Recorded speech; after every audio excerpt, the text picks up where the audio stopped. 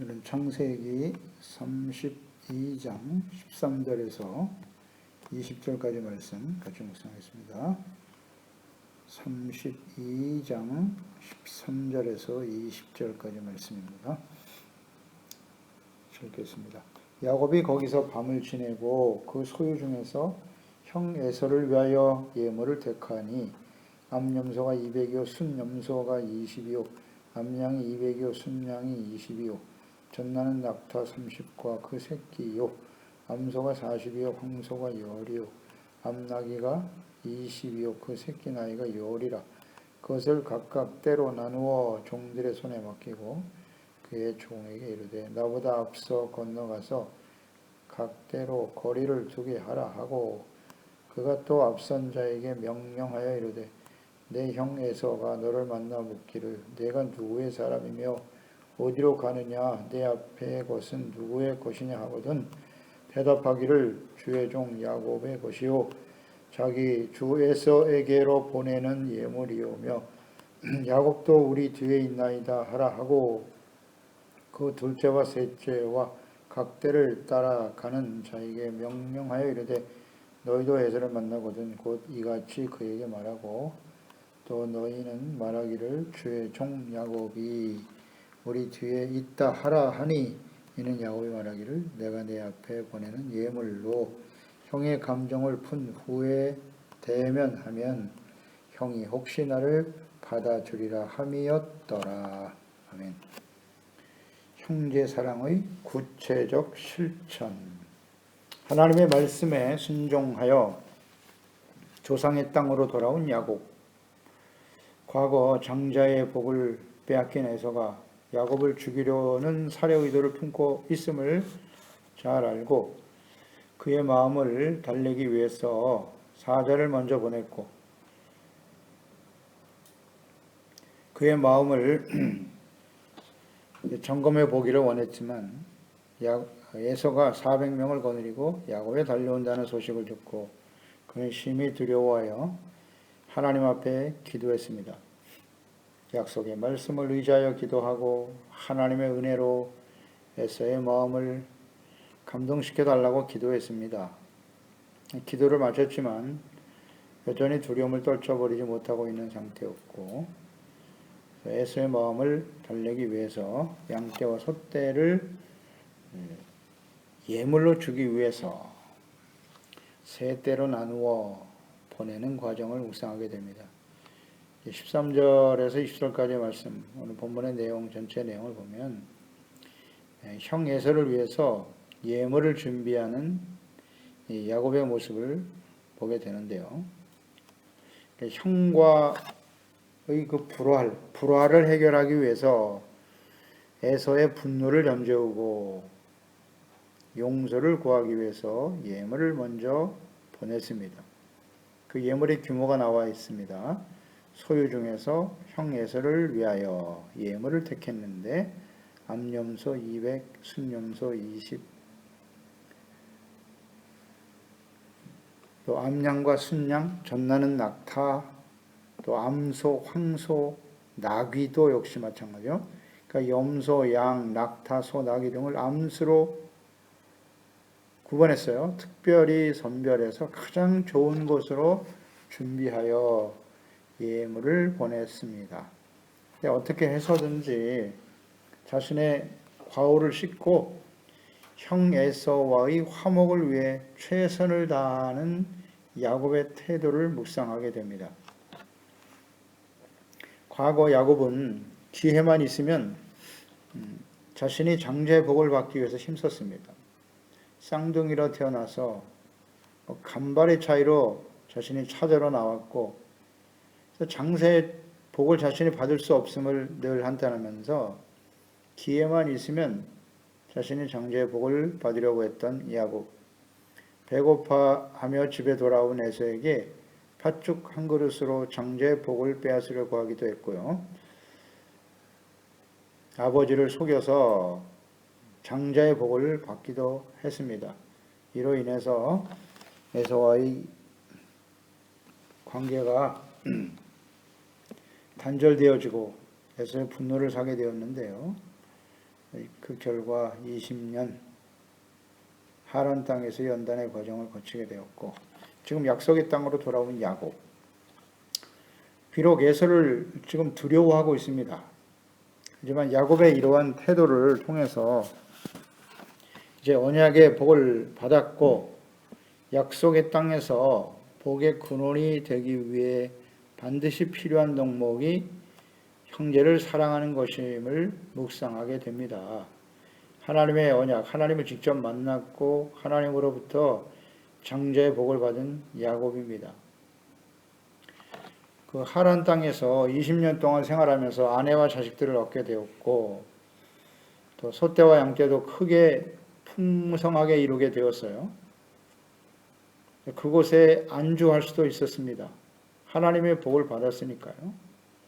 구체적으로 영적인 복도 받고 재물의 복도 받은 상태이기 때문에 안주하려고 하는 마음이 있었을 텐데 하나님께서 돌아가라. 복의 근원이 되기 위해서는 조상의 땅으로 돌아가서 하나님의 약속하신 땅이죠. 그곳에서 하나님의 언약을 계승하고 이어가야 한다라는 것이죠. 그래서 이 야곱은 그 말씀에 순종했어요. 순종하고 지금 돌아오는 과정인데 집에 돌아오기 위해서는 오랫동안 에서와 관계가 큰 문제로 자리 잡고 있었어요. 아버지와 형 에서를 속여 축복을 받고 에서는 그 일로 인해서 아버지가 돌아가시기만 하면 내가 너를 죽일 것이다 라고 하는 극한 미움과 살인의 마음을 가지고 있었기 때문에 어떻게 해서든지 고향 땅으로 돌아가서는 에서와의 문제를 해결해야만 했던 것이죠. 그래서 지금 이 야곱이 취하고 있는 이러한 태도, 그 마음에 심히 두려움이 있었다라고 했는데요. 그 두려움을 극복할 수 있는 방법은 뭘까? 나의 힘을 자랑하고 내 힘을 키워서 상대방을 제압하는 걸까요? 어떻게 두려움을 극복해야 하는가? 요한일서 4장 18절 말씀 묵상하게 되죠. 사랑 안에는 두려움이 없다. 온전한 사랑이 두려움을 내쫓나니 두려움에는 형벌이 있음이라. 두려워하는 자는 사랑 안에서 온전히 이루지 못하였느니라. 자, 이 말씀 우리가 묵상하게 되는데요. 지금 야곱의 마음속에 두려움이 있었다. 두려움의 실체는 뭔가? 두려움의 실체는 그러니까 요한일서 4장 말씀에 근거하면 사랑 안에는 두려움이 없다고 했거든요. 또 두려워하는 자는 사랑 안에서 온전히 이루지 못하였다고 그랬어요. 그러니까 이 사랑이 지금 결여되어 있다는 것이잖아요. 그러니까 이 사랑은 언제나 하나님께 대한 사랑과 이웃에 대한 사랑이라 말이죠. 그러니까 하나님을 사랑하는 것은 그 말씀을 가지고 지켜 행하는 것이라 했고 또 하나님을 사랑하는 자는 당연히 이웃을 내 몸과 같이 사랑하는 것이죠. 그러니까 이 사랑이 지금 결여되어 있기 때문에 마음속에 두려움이 있지 않느냐 이렇게 묵상을 해보자는 겁니다. 그러니까 서로 사랑하는 일, 특히 형제들 간에 서로 사랑하는 일은 하나님의 자녀들이라면 마땅히 실천해야 하는 성경 전체에 나타난 하나님의 뜻입니다. 전체에 나타난 하나님의 뜻이에요. 십계명, 모세를 통해서 시내산에 내려주신 십계명의 핵심 내용도 하나님 사랑과 이웃 사랑이죠. 신명기 6장 말씀대로 내 마음과 뜻을 다하고 목숨을 다하고 내 성품을 다해서 내 하나님을 사랑하고 내 이웃을 자신과 같이 사랑하라 라고 주님께서 말씀하셨거든요. 십계명의 핵심도 사랑이에요. 하나님 사랑, 이웃 사랑. 이것을 예수님께서는 요한복음 13장 34절에 새 계명을 너에게 주노니 서로 사랑하라. 내가 너희를 사랑한 것 같이 너희도 서로 사랑하라 라고 말씀하셨고요. 요한일서 3장 10절에 보면 이러므로 하나님의 자녀들과 마귀의 자녀들이 드러나나니 무릇 의를 행하지 아니하는 자나 또는 그 형제를 사랑하지 아니하는 자는 하나님께 속하지 아니하니라. 아멘입니다. 요한일서 3장 14절에도 우리는 형제를 사랑함으로 사망에서 옮겨 생명으로 들어간 줄을 알거니와 사랑하지 아니하는 자는 사망에 머물러 있느니라. 하나님의 자녀와 마귀의 자녀, 사망과 생명에 속한 사람은 어떤 사람이냐? 그 형제를 사랑하는 자. 형제를 사랑하는 자가 하나님께 속한 자요, 사망이 아닌 생명으로 옮겨 영원한 생명을 얻은 사람들이라고 말씀하고 계십니다. 요한일서 4장 20절 21절이죠. 누구든지 하나님을 사랑하노라 하고 그 형제를 미워하면 이는 거짓말하는 자니 보는 바 그 형제를 사랑하지 아니하는 자는 보지 못하는 바 하나님을 사랑할 수 없느니라. 우리가 이 계명을 주께 받았나니 하나님을 사랑하는 자는 또한 그 형제를 사랑할지니라. 아멘. 그렇습니다. 야곱이 20년 동안 연단의 시간을 거쳐서 지금 조상의 땅으로 돌아와 하나님이 아브라함에게 주신 언약의 복, 구원의 언약을 계승해야 하는 과정인데요. 그래서 복의 근원이 되어져야 한단 말이죠. 하나님이 다스리시는 하나님의 나라, 의의 거룩한 백성이 되어 모든 사람들에게 복의 근원이 되라. 이 복의 핵심이 의라고 했죠. 믿음으로 의롭다 없는다. 의라고 하는 것은 하나님의 말씀을 지켜 순종하는 거예요. 그 중심에는 사랑이 있어요. 사랑. 사랑과 의는 뗄래야 뗄 수가 없는 것입니다. 의를 실천한다고 하는 것은 곧 사랑을 실천하는 거예요. 따라서 야곱이 지금 약속의 땅으로 돌아와서 가장 좀 해결해야 될 문제가 뭐냐면 형제 사랑입니다. 형제 사랑. 같이 쌍둥이로 태어나 같은 아버지와 어머니 밑에서 태어난 에서를 사랑하지 못하고 하나님을 사랑하며 또 하나님의 구원의 언약을 계승한다고 하는 것은 불가능한 일입니다. 그렇습니다. 그 형제를 사랑하지 않는 자가 하나님을 사랑한다고 형제를 미워하고 있다면 거짓말하는 자다. 이 부분을 우리가 잘 묵상해야 합니다. 우리가 하나님께 속하고 사망이 아닌 생명에 속한 자요, 하나님의 구원의 은혜와 생명을 얻은 자라면 구원의 복을 받은 사람들이죠. 당연히 형제 사랑을 해야 하는 것입니다. 그런 측면에서 지금 에서를 대하는 야곱의 태도를 묵상할 필요가 있다는 거예요. 그러니까 이 에서를 대하는 야곱의 태도를 보면 비록 자신을 죽이려고 하는 마음을 가진 형제이지만 그 에서를 주라고 고백하지 않습니까?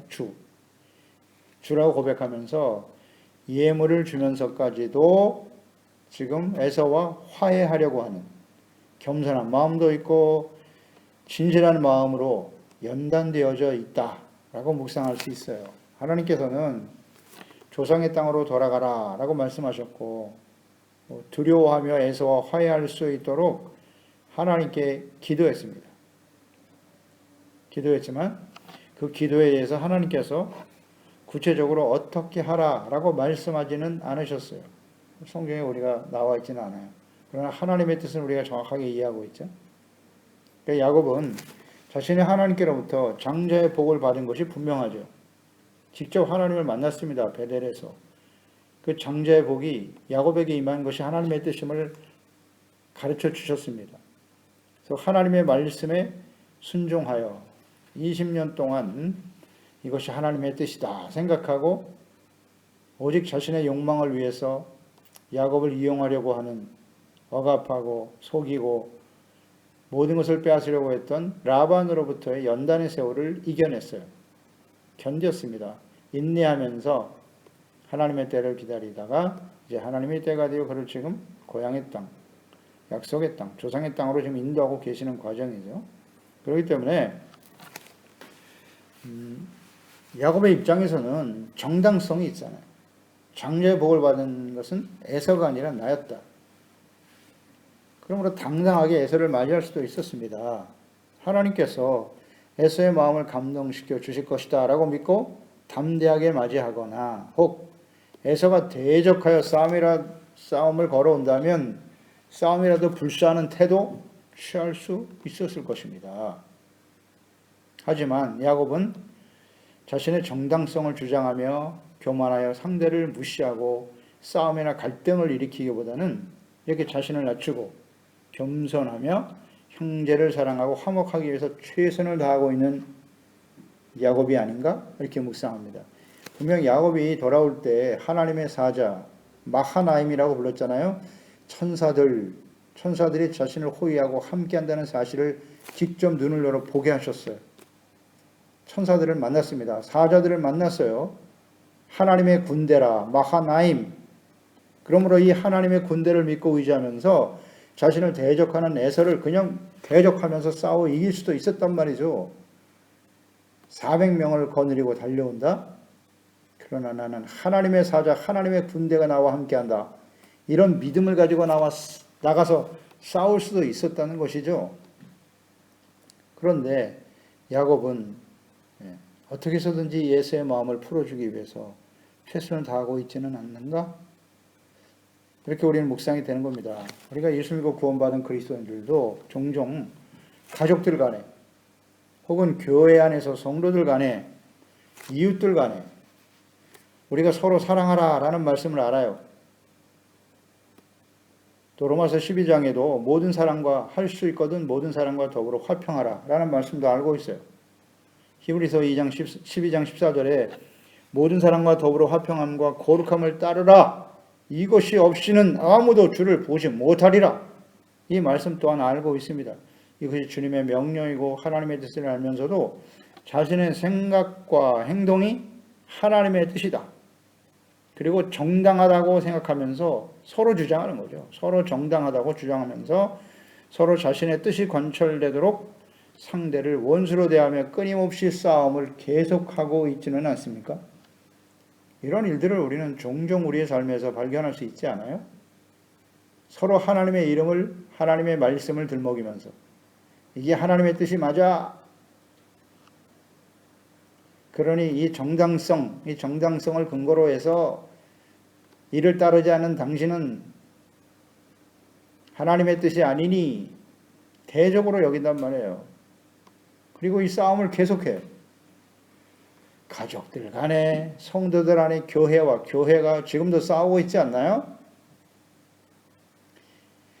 형제를 사랑하고 형제 간에 우애하는 것, 이것이 하나님의 뜻이에요.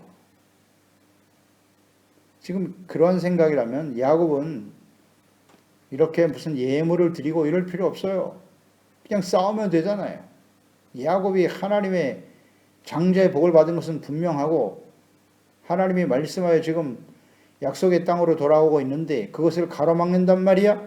그러면 너는 하나님의 뜻을 지금 반대하고 있는 거야. 하고 에서를 마하나임 천사 하나님의 군대를 내세워 싸울 수도 있지 않아요? 근데 야곱은 그렇지 않았다는 거. 이게 오늘 우리에게 주는 교훈입니다. 교훈이에요. 20절에 또 너희는 말하기를 주의 종 야곱이 우리 뒤에 있다 하라 하니 이는 야곱이 말하기를 내가 내 앞에 보내는 예물로 형의 감정을 푼 후에 대면하면 형이 혹시 나를 받아주리라 함이었더라. 굉장히 중요한 의미를 가졌습니다. 형 에서와 화해하기 위해서 사자들도 보내고 가장 좋은 예물을 보내면서 최선을 다하는 야곱의 태도. 혹시 이 예물로 형의 감정을 푼 후에 대면하면 나를 받아주리라 함이었더라. 자, 에서의 입장, 야곱의 입장은 분명해요. 하나님의 뜻이고 장자의 복을 받은 것 역시 하나님이 하신 일인데 그 형 에서와의 만남의 과정에 있어서 자신의 정당성과 힘을 앞세워서 에서와 싸워 굴복시키는 일, 이렇게 할 수도 있어요. 그러면 에서는 끝까지 야곱을 미워하고 야곱과의 관계가 절대 화해가 되지 않겠죠. 그러니까 에서의 입장에서 보면 분노한 마음이 있었고 자신이 받아야 될 복을 빼앗겼다라고 하는, 야곱에게 빼앗겼다라고 하는 생각이 있기 때문에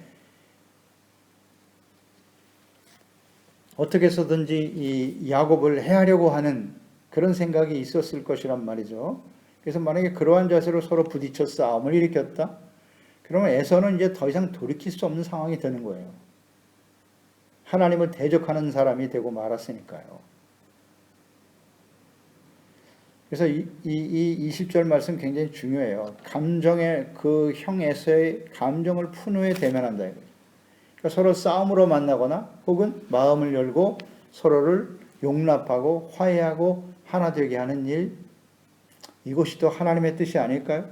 싸움을 통해서 상대방을 무릎 꿇게 만든다고요? 그게 하나님 뜻일까요? 굉장히 중요한 의미를 갖습니다. 그러니까 지금 이 야곱이 취하는 행동을 보면 어떻게 해서든지 형의 마음을 풀고 형도 싸움을 하거나 분노의 마음을 가지고 자신을 대하는 것이 아니라 이 예물을 받고서라도 마음을 풀어서 서로 화해했으면 좋겠다. 이것이 진정 하나님의 자녀 백성들, 구원의 언약의 복을 받은 하나님의 자녀들, 언약의 백성의 마땅한 태도라고 보여집니다. 이러한 야곱의 태도를 보면 예물까지 보내서 형의 마음을, 감정을 풀려고 하는 이 태도를 보면 정말 애처로 보이기까지도 하죠. 하나님께서 기도하고 하나님의 뜻을 확신하면서 믿음으로 나가지 못하고 이건 너무 애처롭다 이렇게 보이기도 하는데, 한편 묵상해 보니 이러한 모습이 형제 우애와 사랑의 구체적 실천이구나 라는 것을 깨닫게 되네요. 베드로후서 1장 5절에 잘 나와 있죠. 그러므로 너희가 더욱 힘써 너희의 믿음의 덕을, 덕의 지식, 지식의 절제, 절제 인내를, 인내의 경건, 경건의 형제 우애를 더하라. 그리고 사랑을 더하라. 이게 마지막 단계거든요. 형제 우애와 사랑, 이같이 하면 우리 주 곧 구주 예수 그리스도의 영원한 나라에 들어감을 넉넉히 너희에게 주시리라. 아멘입니다. 형제 우애가 굉장히 높은 단계의 영적 성숙의 모습이거든요. 그 위에 사랑을 더하면 영원한 하나님의 나라에 넉넉히 들어감을 얻게 된다. 지금 야곱이 조상의 땅으로 돌아왔어요. 조상의 땅으로 들어왔다는 것은 이 약속의 땅, 즉 하나님의 나라예요. 하나님의 나라에 들어가서 복의 근원이 되어지는 하나님의 구원의 언약을 계승해야 되는 과정인데, 이 하나님의 나라에 들어가기 위해서는 무엇이 필요하다? 형제 우애와 사랑을 더하라. 사랑을 더하라. 믿음은 가장 기초예요. 믿음의 덕, 지식, 절제, 인내. 믿음으로 무조건 나가서 이겨라? 그게 아니에요. 믿음 위에 형제 우애와 사랑이 있다고요. 믿음, 소망, 사랑 이 세 가지는 항상 있을 것인데 그 중에 제일은 사랑이다. 이걸 묵상하게 되는 겁니다. 왜 야곱은 믿음으로 담대하게 나가 에서를 굴복시키지 못하고 이렇게까지 행동하는 것일까? 이렇게 우리가 생각할 수도 있어요. 전에는 또 이렇게 묵상하기도 했어요, 저도요. 근데 오늘 다시 묵상해 보니까 이러한 야곱의 태도는 형제 사랑, 형제 우애와 사랑을 하나님께서 연단하시는 과정 속에서 깨닫게 되었구나. 구체적 실천이구나 하는 걸 생각하게 돼요. 이런 형제 우애와 사랑이 없이는 영원한 하나님의 나라에 들어가기 어렵다라고 말씀하시잖아요. 에베소서 4장 1절로 3절 말씀 묵상하게 됩니다. 그러므로 주 안에서 갇힌 내가 너희를 권하노니 너희가 부르심을 받은 일에 합당하게 행하여 모든 겸손과 온유로 하고 오래 참음으로 사랑 가운데서 서로 용납하고 평안에 매는 줄로 성령의 하나 되게 하신 것을 힘써 지켜라. 아멘. 에서와 야곱이 장자의 복을 받는 일로 인해서 서로 관계가 단절되어 버렸어요. 형제가 원수가 되어 버렸습니다. 그러면 이 관계를 하나 되게 만들기 위해서 필요한 게 뭐다? 겸손, 온유, 오래 참음, 사랑 가운데서 서로 용납하는 것입니다. 용납하는 거예요. 이 일로 인해서 우리가 부르심을 받았다는 거예요. 구원의 언약에 복을 계승한 야곱, 예수 그리스도로 말미암아 구원받은 오늘날 우리 그리스도인들, 하나님의 자녀들 역시 같죠. 언제나 이 창세기는 진리의 기초입니다. 그러면 형제를 사랑하고 평안에 매는 줄로 하나됨을 지켜야 한다. 그래서는 이 야곱처럼 온유한 태도, 겸손한 태도, 사랑 가운데 용납하고 에서의 마음을 이해하는 겁니다. 그가 왜 분노할 수밖에 없었는지를 이해하고 자신을 겸손하게 대하면서 상대방을 마음을 풀어주려고 하는 이러한 태도, 이것이 형제를 사랑하는 구체적 실천이 아닌가 우리는 생각하게 되는 겁니다. 우리는 가족들 간에, 교회 안의 성도들 간에, 또 교회와 교회 간에, 혹은 같은 공동체 안에 살아가는 이웃들에 대해서 이런 하나됨을 위해서 서로 사랑하라고 하는 주님의 말씀을 실천하고 있는지요? 그렇지 않다면 하나님의 말씀 앞에서 이 야곱의 태도를 본받아 형제 우애와 사랑을 실천해가는 저희들이 되어야 할 것입니다. 기도하겠습니다. 하나님 아버지, 오늘 야곱이 조상의 땅으로 돌아가는 과정 묵상하고 있는데요. 고향으로 돌아가기 위해서는 같은 형제인 에서 장자의 복을 빼앗은 일로 인해서 분노하여 자신을 죽이려고 했던 에서를 만나는 일, 이건 야곱에게 있어서 굉장히 두려운 일이었습니다. 그 에서가 정말 영성이 좋아서 그 오랜 시간 동안, 야곱은 20년 동안 연단의 과정을 거쳤지만 에서는 아마 더욱더 마음이 완악해졌을 수도 있어요. 하나님과 상관없이 살았을 수도 있을 테니까. 그러니 그러한 에서에게 자비와 이해와 용서를 구한다는 건 쉬운 일이 아니에요. 그래서 먼저 은혜 받고 하나님의 복을 받은 야곱이 에서에게 가서 자신을 낮추고 겸손하게 온유함으로 또 예물을 드려가면서 어떻게 해서든지 형 에서와의 관계를 개선하고 화해하려고 노력하는 이 야곱의 모습이 좀 애처로 보이기도 합니다만 이것이 바로 이웃사랑, 형제 우애와 사랑을 실천하는 구체적인 모습이구나 하는 것을 묵상해 봅니다. 이 사랑, 즉 그 마음속에, 야곱의 마음속에 두려움이 있었다는 것은 사랑이 온전하지 못하기 때문이라고 하셨는데요. 그렇습니다. 하나님 사랑 곧 이웃 사랑으로 구체화되어야 하는 것이죠. 그래서 사랑하는 마음으로 이렇게 대하면 에서의 마음도 움직인다. 물론 사람의 마음을 감동시키는 분이 하나님이실 텐데 야곱의 이러한 태도를 보시고 하나님이 에서의 마음을 감동하여 아름다운 화해 또 만남을 이루게 하셨다는 것을 묵상하게 됩니다. 우리 가족들, 교회 안에 또 교회와 교회들 간의 이웃들 간에 실천하는 이웃사랑의 실천을 해나갈 수 있도록 주의 성령님께서 친히 감동하시고 인도하여 주옵소서. 예수님의 이름으로 기도드립니다. 아멘.